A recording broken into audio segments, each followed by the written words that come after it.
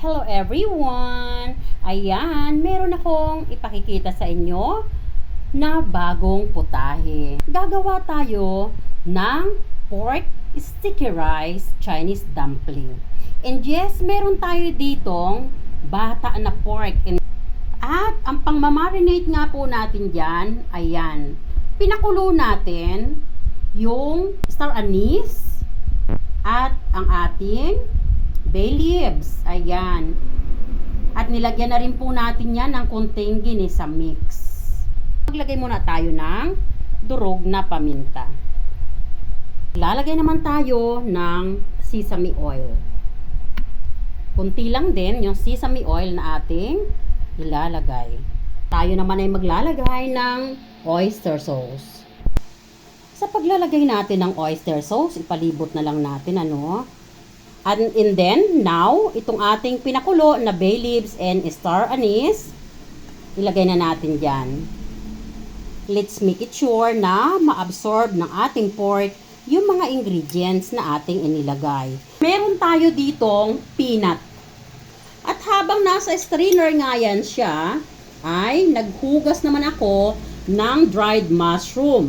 Pagkahugas ko nga, ibinabad ko naman yan sa hot water. So, imamarinate ko lang yan ng 2 hours. At then after 2 hours, ipa-fry ko na yan. And after 2 hours ng pagka-marinate natin dito sa ating liempo, ay ilagay na natin dito sa ating pressure cooker. I-arrange din natin yung pagkakalagay accordingly sa size ng ating liempo. Ko muna to. So, mamaya, pagka palambot ko nito, saka ko pa lang siya ipa-fry.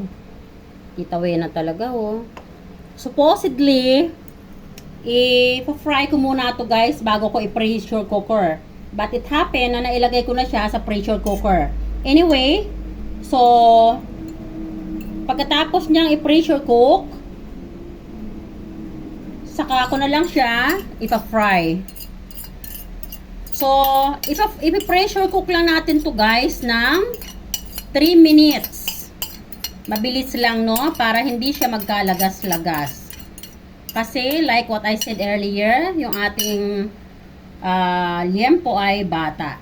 Then, ito guys, yung ating ginamit kanina ay ilagay lang natin dyan sa gilid. Para mabilis siya nating matatanggal mamaya. Hindi siya mahahalo sa pork. Ayan. Okay natin yung iba dyan. Then, saka natin isasalang sa pressure cooker ng medium heat muna. Pero pa nagsisil na siya, lalagyan na natin sa very low heat. Ayan. So, i-close natin yung pressure cooker. Buksan natin ang apoy for medium heat. At habang nakasalang naman yan sa pressure cooker natin, ay gagawin ko naman itong ating peanut. Ito na ating peanut naman, ay maglagay tayo. Ilagay natin siya dito sa ating kawali at maglagay din tayo ng butter.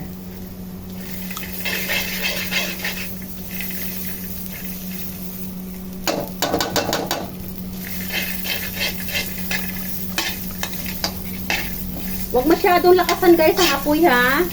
Para makuha natin yung texture na gusto nating ma-achieve. Otherwise, pag nilaksan nyo yung apoy, masusunog siya.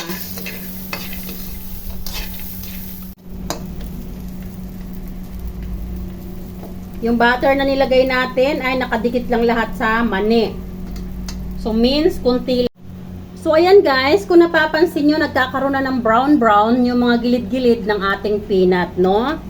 So, pa nagkakaroon na ng mga brown-brown yung ating gilid-gilid ng peanut, ay pwede na tayong maglagay ng durog na paminta. Kunti lang ang lalagay natin na durog na paminta. Taka natin ng sesame oil. Guys, take note yung butter na ating nilagay ay may lasa po yun. Hindi siya unsalted butter. Kaya tayo ay hindi na naglagay ng pampalasa sa peanut. Pwede na yan. Tanggalin na natin. Tanggalin na natin yung ating peanut sa isang malinis na lalagyan. At ito na nga yung ating pork belly na pin-pressure cook. Nagsisisil na ang ating pressure cooker. Now, it's time para ilagay natin sa very low heat. Yes. And take note, i-pressure cook lang po natin ng 3 to 4 minutes na nasa very low heat siya. Ito na rin tayo magtunaw ng butter para naman sa ating glutinous rice. Tignan nyo guys ha. Ayan o. Dry na dry yan. At kung sakasakali na mayroong tubig sa ilalim, wag na po nating ilagay yung tubig na yon. So, ayan guys, pagkalagay natin sa kawali, ilagay lang muna natin sa medium low heat. Ayan. At isutay-sutay natin. Hayaan lang muna natin na ma-mix yung butter sa ating rice. At maya-maya ng kunti ay tayo naman maglalagay ng pamintang durog. Maglagay na tayo ng pamintang durog. Kunti lang guys ang lalagay natin pamintang durog ha. Ayan. Bango guys, promise. Bango ha. In fairness. So ayan guys, bago natin haluin ang ating glutinous, maglagay muna tayo ng pampalasa. At ang gamit ko nga ay ginisa mix. Kunti lang ang ilalagay natin na ginisa mix. Kasi yung ating pork ay mayroon ng marination. And yes, gagamit ako ng evaporada na Angel. Kahit ano pong brand, no? It just happen na ito ang meron ako. Ayan, lagyan na po natin ng milk. Pwede rin pong gata ng niyog. Kung meron kayong gata ng niyog. Again, pagkatapos nating lagyan ng pampalasa at milk, ilay natin ulit ng ganyan. I-flat lang natin. Ayan, hanggang magkaroon na siya ng frying texture sa ilalim. Pero time by time, yan po ay hahaluin din natin. Ayan, lipat naman tayo dito sa pini-pressure cook pan natin. Natapos na po yung duration ng ating pork. Patayin na natin yan. And now, ay pwede na rin nating haluin yung ating glutinous rice. At bago nga natin i-off ang fire nito, meron tayong last procedure na gagawin. I-maintain pa rin po natin sa very low heat ang apoy. Ayan. So, yung ating pin-pressure cook na pork, kukunin na natin. Dahil kailangan natin yung oil na, natural oil ng pork na nasa pressure cooker. Ayan o. So, nakita nyo guys, meron siyang oil, di ba? So, ayan, halika. Pero tanggalin na natin itong ano, baka mapasama pa.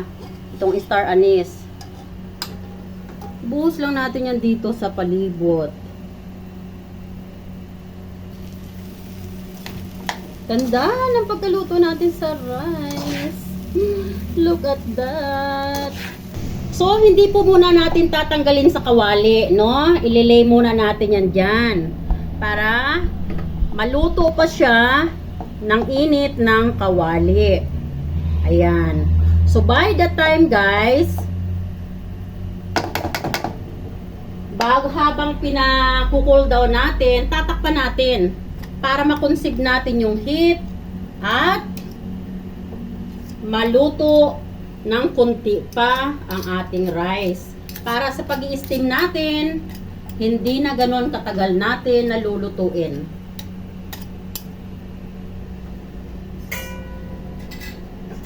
Ayan, takpan natin para makonsig natin yung heat. Diyan! O, diba? So, ito na guys yung mushroom. Pagkatapos natin ibabad sa mainit na tubig. Ito ay dry mushroom. Lumambot na siya. Gupit-gupitin natin ng ganyan. So, matapos nating magupit-gupit ng ganyang size, halina kayo at igigisa natin yan doon sa pinaglutuan ng ating pork liempo. Guys, matapos nitong gupit-gupitin ha, Huhugasan nyo ulit kasi masyadong intense yung amoy, no? Ayan, para yung ating lulutuin ay masarap. Hindi na natin ito lalagyan ng lasa dahil yung ating pressure cooker ay mayroon ng lasa yan na nanggaling dun sa timpla ng ating pork liempo.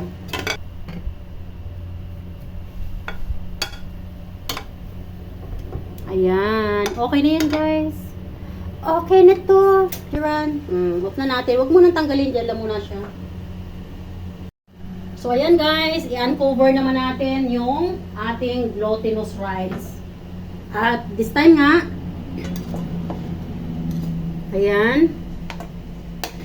Baka nagtataka kayo ba't mayroong itim yung pinanghalo ko. Yun po ay nanggaling dun sa niluto natin na mushroom. Okay lang yun.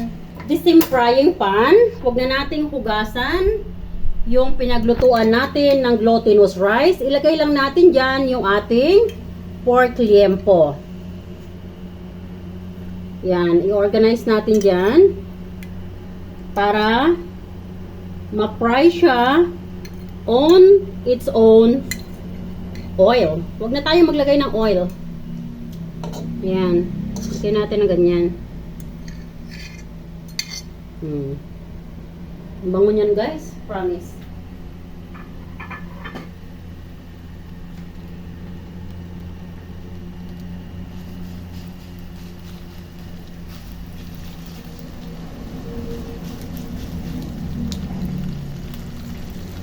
Yung mga masasarap na putahe, mga masarap na pagkain na nakakain natin sa abroad, tandaan natin kung paano niluluto para iparanas din natin sa ating family na makain yon or sa mga magiging bisita natin, no? If we think na yung magiging bisita natin special para sa atin, yes, lutuin natin kung may budget tayo. At yung pakakainin ko nga nito, yes, special sila para sa akin dahil tinuturuan nila ng Bible ang aking Julian. Yes, sila ay mentor ng Bible study ng aking Julian. Tumatalsik. Ayan, ingat lang guys ha. Kasi tumatalsik siya, nag-i-splash yung oil. Ayan, so balik rin natin.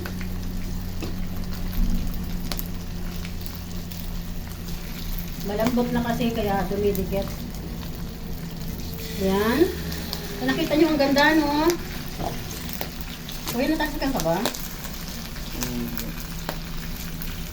Mabilis ka naman ito.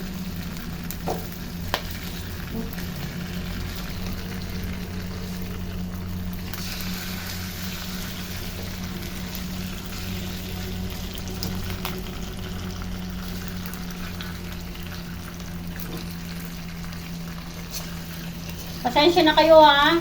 Baka may magtanong bakit tinidor ang gamit ko. Hindi na ako gagamit ng tong kasi panibagong hugasan. Tinidor na lang. Ayan guys.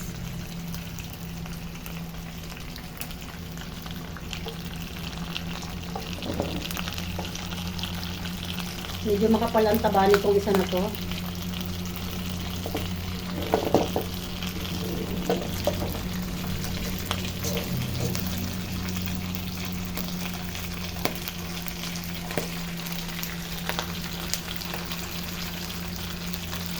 Ayan. Pagkatapos nating balik na rin, di ba? So, papatayin na natin yung apoy. At, huwag muna natin kunin yan dyan. Hayaan muna natin na mas mag-intense pa yung kanyang frying texture. Ayan. Ganyan lang. Kita nyo guys, yung texture niya, oh, ganda, di ba? So, oh, di ba? So, yan yung ating gagamitin sa ating glutinous pork Chinese dumpling. And this is Tita Wena's method. Ayun.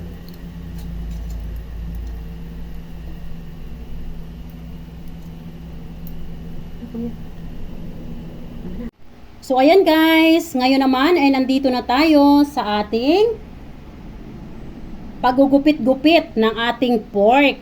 Ayan. So, pag may buto guys, tanggalin na lang natin yung buto ha. Huwag na nating isama. So, tinanggal ko na yung buto nito. And now ay gupitin natin ng maliliit. Bite size ba? Ayan, huwag naman masyadong maliit. Bite size lang. Ayan, so nakita nyo. Ganyan lang siya guys, oh. O, diba? Ang bango nito guys, promise. At sobrang sarap.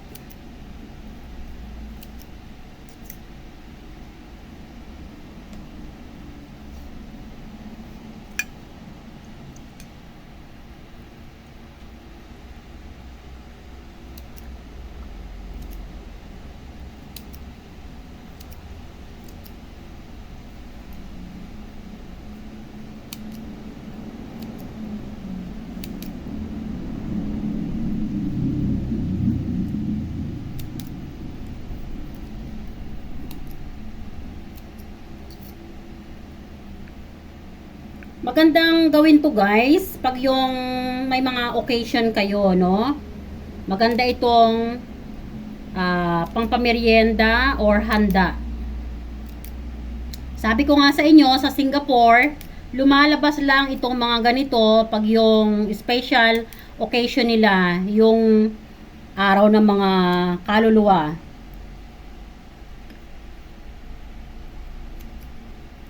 Yung mga Chinese guys, pag araw ng mga kaluluwa, nagsusunog sila ng artificial na pera at yung mga favorite nung kanilang mga sumakalawang buhay na mga family member.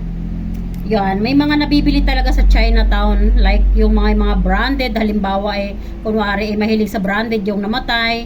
So bibili sila ng mga branded kuno, mga Louis Vuitton na mga artificial na, no? And then susunugin nila yon. Yun yung pinakang alay nila. And then, yan, nagluluto sila ng ganito. Yung iba naman, nabibili na sa supermarket, luto na yung ganito. Siyempre, mayroong magagaling magluto. Mayroon din namang okay lang yung lasa. Yung nanay ng boss ko, magaling siya magluto nito. Ayan, o ayan. So, ito na guys yung mga ingredients natin. Ito ang ating pork. Ito rin yung ating mushroom. Ayan. At ito naman yung ating peanut. Ayan. And then, na-ready ko na rin yung mga dahon natin. Ayan yung ating mga dahon guys. O, make sure na napunasang mabuti ha. Ayan, halina kayo at tayo ay sisimula na. Ayan. So, i-move natin yan. Para tayo ay mayroong space. Lagay natin dyan yung mga ayan. Yan ay makakadagdag pa ng lasa. So, dito sa ating dahon, maglalagay tayo ng glutinous. Dahan-dahan lang guys. Dahil baka mabutas ang dahon. Ayan.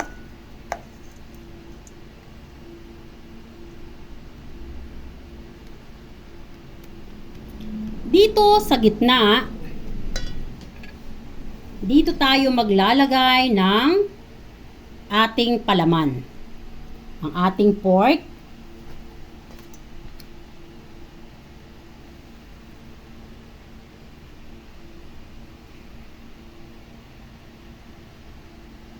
Yan.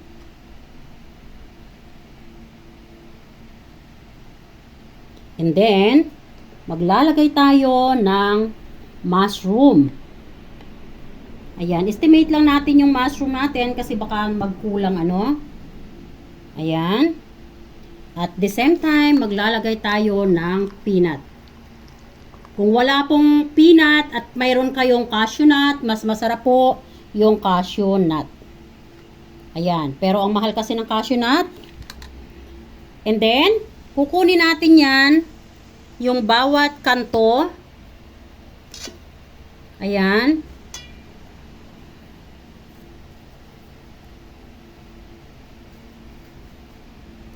Whoop.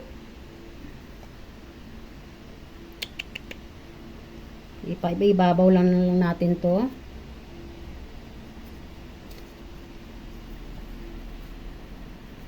Ayun. So, nakita nyo guys, ganyan.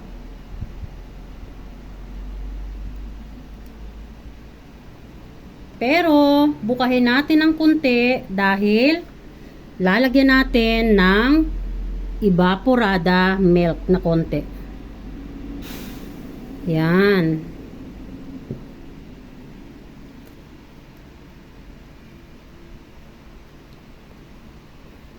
So, ayan guys. Pagkatapos ay tatalian natin yan. Meron tayong naka-ready na straw. Iikot lang natin ng ganon. And then, itatalian natin. Make it sure na tight yung pagkatali para hindi bubuka.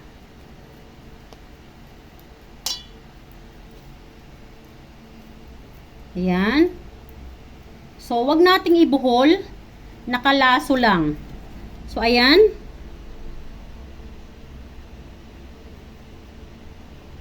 Ayan. So, nakagawa na tayo ng isa.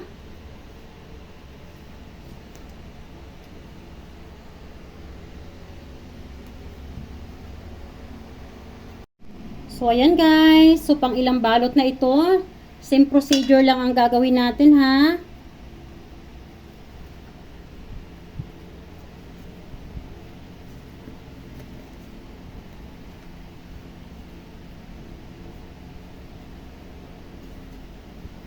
Bago natin i-tight, huwag kakalimutan ang milk.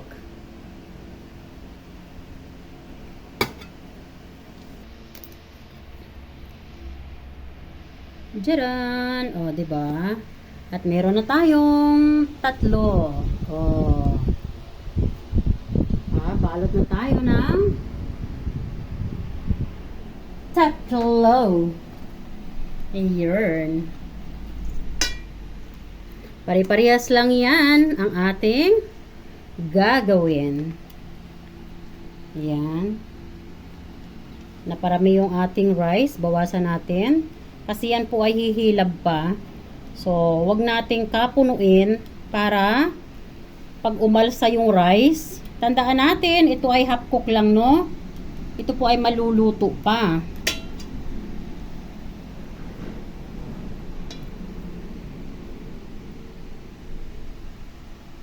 Lagyan natin yung pork.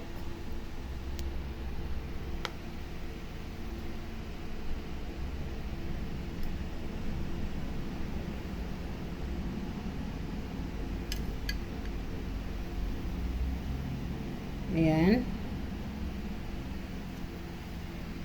Mushroom.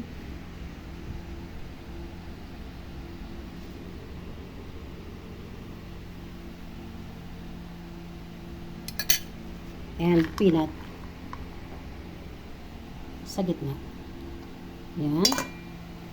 And the same thing.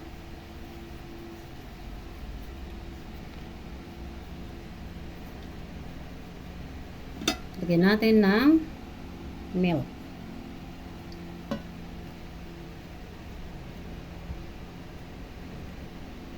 Tight natin. Tcharan! Meron na tayong 4. O, diba? May napansin naman ako sa kuko ko. No worries, guys. Huwag nyo na lang tingnan yung aking kuko. Ako kasi ay masipag na tao. Hindi kasi ako yung tao na nakaupo lang. Ako ay maraming trabaho. Dahil ako ay walang housemaid. Ayan. So, igaganyan natin yan. Ha?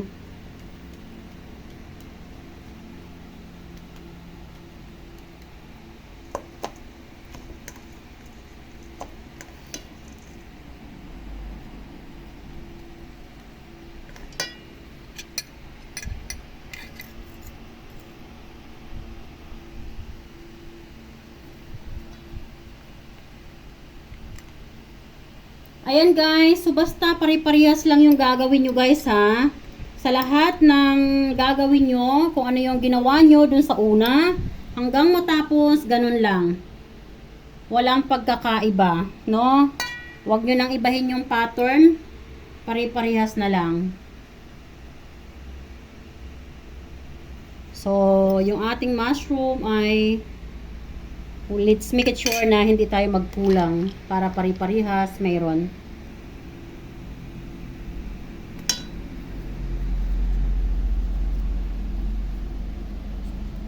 So, ayan guys. Yan ay ibang style naman ang pagkabalot, pero parehas lang ang laman yan. Ganito yan guys. Ayan. So, yung una nating ginawa kanina, ay pabilog. Ito naman yung pahaba. Ayan. Pero, the same quantity pa rin ng pork yung ilalagay natin sa loob. At the same pa rin ng mushroom. Ayan. At the same pa rin yung laman. Ayan. So, nakita nyo. And then, sa pagbabalot naman guys, ay ganito. Ayan. So, nakita nyo. Ayan. Ito ay parang pagbabalot ng ating sumang balinghoy. Kaya lang ito guys, idodouble nyo. Ganyan. Para hindi siya mapasok ng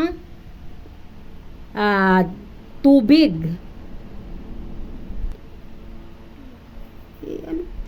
Nakatlimutan ko tuloy lagyan ng milk. Sa sobrang excited kong ipakita sa inyo. So, ayan guys. So, now ay tatalian na natin. Tingnan nyo guys yung paglalak natin, oh. So, nakita nyo yung paglalak natin guys ha. Dito. Ayan. Pa-star lang yan.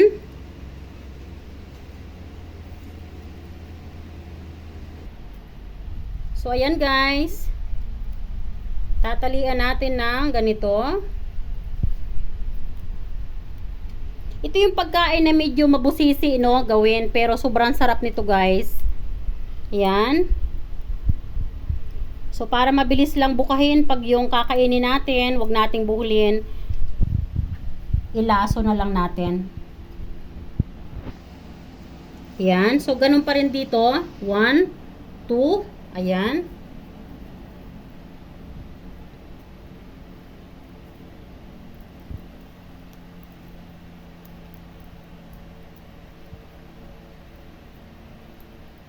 Ganun lang. Diyan. Ayan. O, diba? So, dalawang style ng balot meron tayo.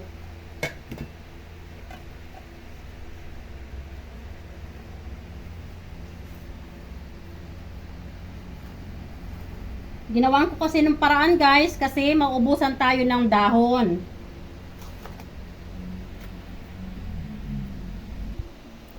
So ayan mga beshi wops, ito ay pang last na, no? Ayan, kita nyo, naubos na yung ating rice. Ating glutinous rice. So ayan, medyo i-flat lang natin yan. Huwag masyadong makapal para hindi masyadong matagal maluto. Ayan. And then, yung ating mga ingredients. Dahil huli na. So,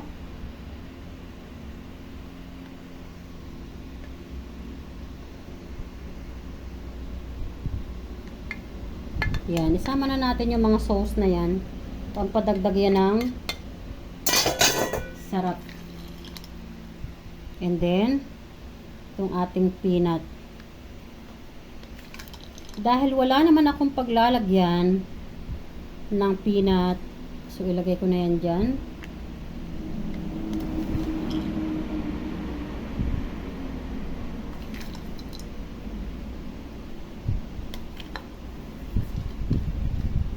O, diba?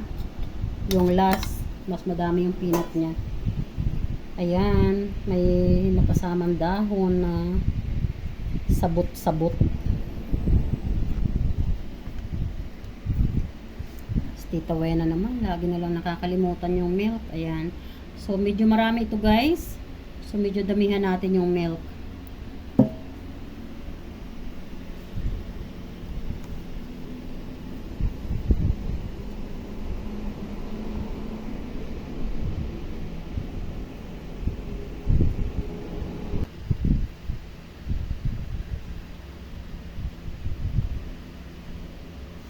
Guys, huwag nyo tingnan yung pangit kong kamay ha. Tingnan nyo lang yung ginagawa ko. Yan guys. Close. Close.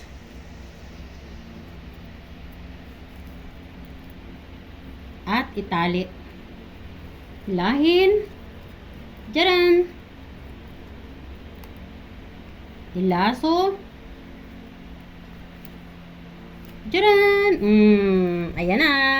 O, diba? At ilagay na natin ito dito. Yan. At i-steam natin yan guys. Take note guys ha, sa ilalim ay nilagyan ko po yan ng steamer suspender. No? Hindi siya nakadirekta sa tubig. Huwag nyo siyang idirekta sa tubig. Lagyan nyo siya ng steamer suspender sa ilalim. Yes. At now ay ilalagay na natin yan sa apoy. So, ayan guys. Kukubera na natin siya. Ayan. So, dapat guys ay sealed na sealed siya. At kung wala naman kayong pangtakip na ganito, improvise steamer kasi ito guys. Kasi yung steamer ko, 1 taong mahigit na sa hiraman, hindi na nakabalik sa akin. So, every time na mag-i-steam ako ng niluluto ko, nag-i-improvise ako ng steamer. Lucky, lagi akong may pamamaraan. Alam ko naman na kayo ay ganun din. So, nakita nyo guys yung ating pamamaraan sa pag-steam. So, dapat ay totally closed ng ganyan. Wala siyang lumalabas. At mas maganda nga guys, pag ang ating gagamitin ay ganito. So, kung natatandaan nyo, ito yung ginamit ko na pinaglalagyan kanina ng glutinous. No? Hinugasan ko lang. At yun na rin yung ipinang takip ko. Kasi stainless yan guys. Nagpo-provide din yan ng init. So, mas mapapabilis maluto yung ating niluluto. Yes. At ang ating niluluto nga ngayon ay glutinous pork dumpling Chinese style. Yes. Ayan. So, napakasarap niyan guys. Kaya naman, hintayin nyo. At siya nga pala, i-steam natin yan ng 45 minutes to 1 hour. Yes. Para totally lutong-luto yung ating glutinous pork dumpling. Ayan. At habang hindi pa kumukulo yung tubig, ilagay lang muna natin sa medium heat. But once na kumulo na yan guys, ilalagay na natin sa medium low heat. Yes, no? So, mas mababa na lang yung apoy para dahan-dahan siyang naluluto. So, mas masarap yung rice niya pag naluto. So, dyan lang kayo at pakikita ko pa rin sa inyo ang outcome. See ya! So, ayan mga guys. After 1 hour nga ng ating pag-i-steam sa ating niluto na masarap na merienda, ang ating glutinous pork dumpling. Ay, ayan na. O, diba? Buksan na natin. Ayan guys. Ang sarap. Ang bango. Look at that. Ayan. Umuusok-usok. Usok-usok. So, alin ang gusto niyong buksan? Itong pahaba ang balot or itong bilog? Ito na lang, pahaba ang balot ang buksan natin.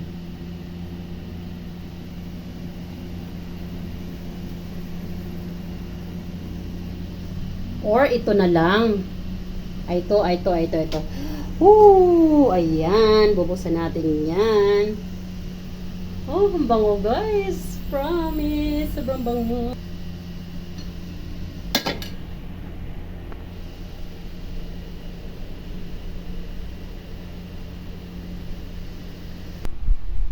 Ayan mga guys. Buksan na natin ang ating sumang masarap. I'm excited. Wow! Look at that. Ang ganda ng pagkaluto natin, guys. Ooh. Ayan, ang sarap. Ooh.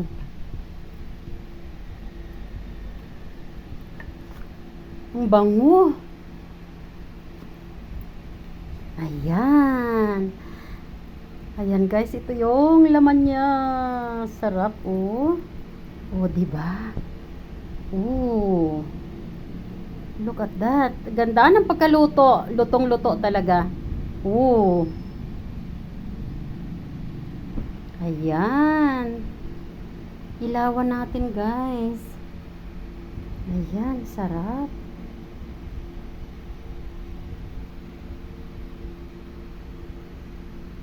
Oh.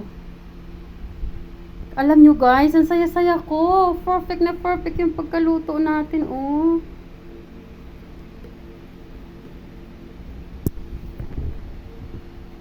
Ayan.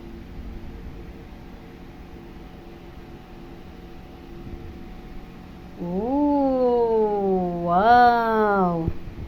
Ang sarap. Tikman natin.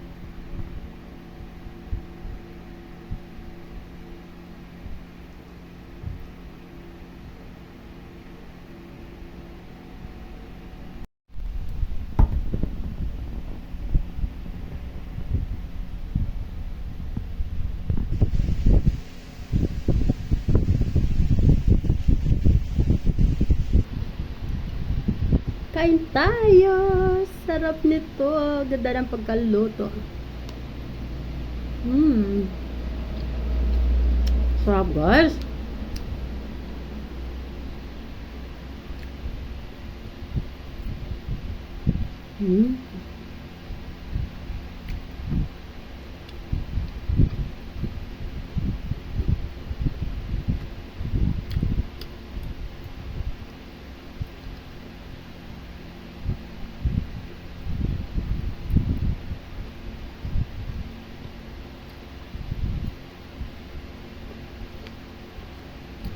Sobrang sarap, guys.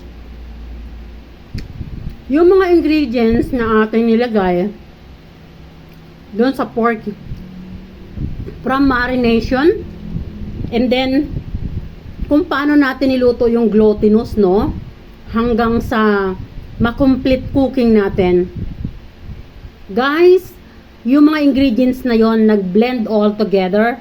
Amazing, ang sarap, grabe. Look at that.